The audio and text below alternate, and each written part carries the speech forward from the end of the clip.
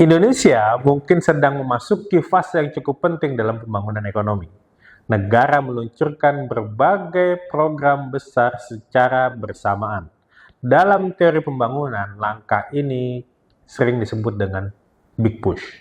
Namun ada satu pertanyaan yang jauh lebih penting. Bagaimana para ahli Indonesia membaca agenda kebijakan ini? Apakah mereka melihatnya sebagai peluang transformasi ekonomi atau justru sebagai sebuah agenda pembangunan yang penuh dengan resiko? Untuk menjawab pertanyaan itu, Adidai Institute melakukan sebuah survei terhadap para ahli ini di berbagai kota di Indonesia. Penelitian ini melibatkan 72 responden ahli dari 12 kota di Indonesia. Para responden berasal dari berbagai latar belakang. Ada yang dari akademisi, anggota legislatif, birokrasi, pelaku usaha, tenaga kesehatan, serta aktivis sosial dan media. Setiap kelompok membawa perspektif yang berbeda. Akademisi cenderung melihat kebijakan dari sisi keberlanjutan dan desain kebijakan.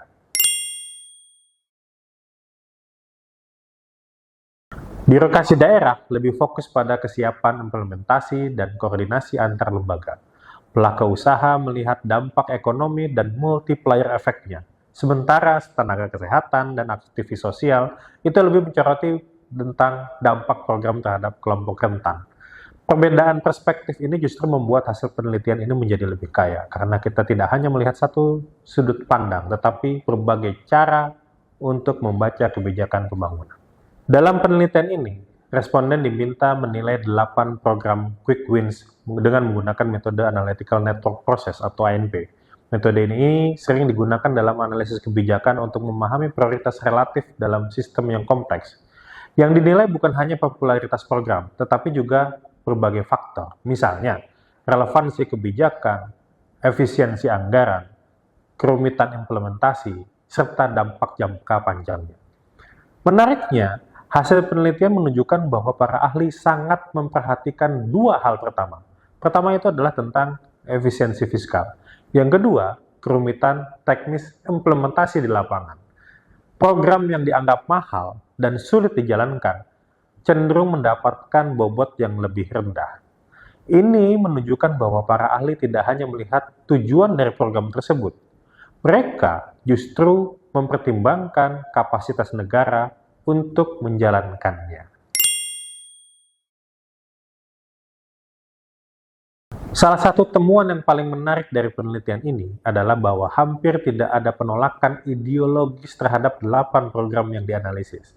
Sebagian besar responden justru mendukung agenda pembangunan tersebut. Namun, dukungan ini juga bersifat bersyarat. Para ahli misalnya, dia menekankan bahwa keberhasilan program itu sangat bergantung pada kapasitas implementasi negara.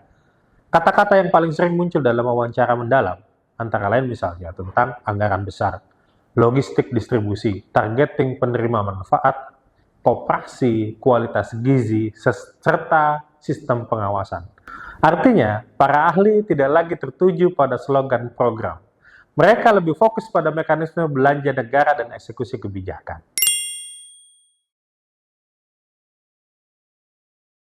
Dalam wawancara mendalam, para responden juga menyampaikan beberapa kekhawatiran utama.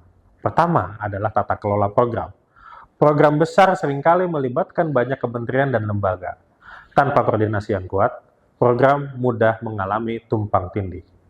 Yang kedua adalah kualitas data penerima manfaat. Jika data tidak akurat, maka program sosial itu beresiko salah sasaran. Yang ketiga, risiko rente dan kebocoran anggaran. Program dengan anggaran besar seringkali menjadi sasaran berbagai kepentingan. Dan keempat adalah keberlanjutan fiskal jangka panjang. Para ahli mengingatkan bahwa program besar harus disertai dengan perencanaan fiskal yang realistis. Tanpa itu, tekanan terhadap APBN bisa meningkat di masa yang akan datang.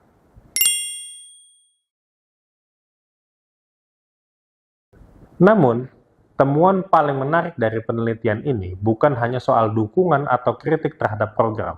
Yang jauh lebih menarik adalah cara para ahli membaca struktur kebijakan pemerintah.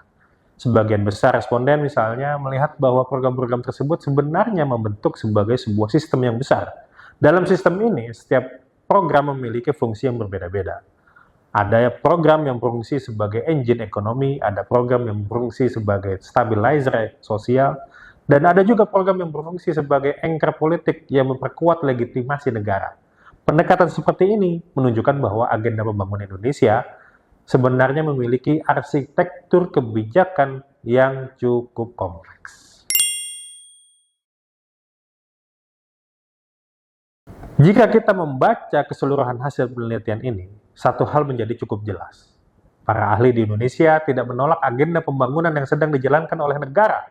Sebaliknya, mereka melihat potensi besar di dalamnya. Mereka juga mengingatkan satu hal yang sangat penting. Program besar selalu membutuhkan negara yang kuat.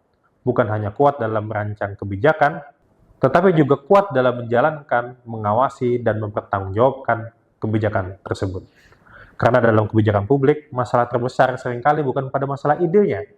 Masalah terbesar hampir selalu muncul pada pelaksanaan. Dan disitulah masa depan agenda pembangunan Indonesia akan ditentukan.